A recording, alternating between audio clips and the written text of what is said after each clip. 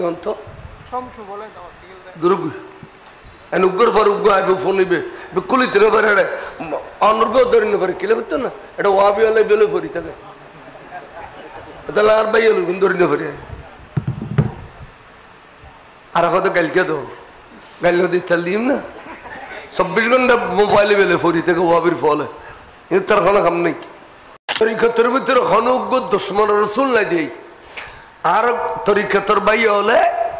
একবার সুন্দর করে গৌসিয়া শরীফুত গ্যারবি শরীফুত বারবি শরীফুত সাজারা তেলাওয়াত করে কা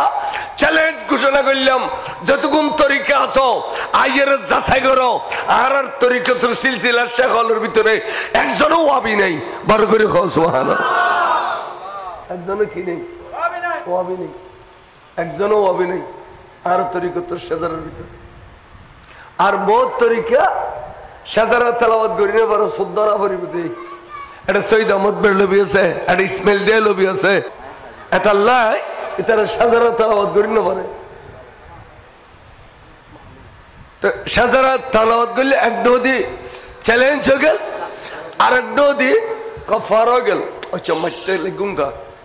ইয়া তো 20-30 বাইরে গিয়ে গুই সলফি খলফি ওয়াবি কৌমি শিয়া মতজলা খজাইয়া তামা শিশা গুরজালা বিশ্বনাথ এখনো মারত বাইরে গিয়ে ঠিক নেই কিন্তু ব্যাগুনের মোকাবেলা করছুম যে একমাত্র আহলে সুন্নাত ওয়াল জামাত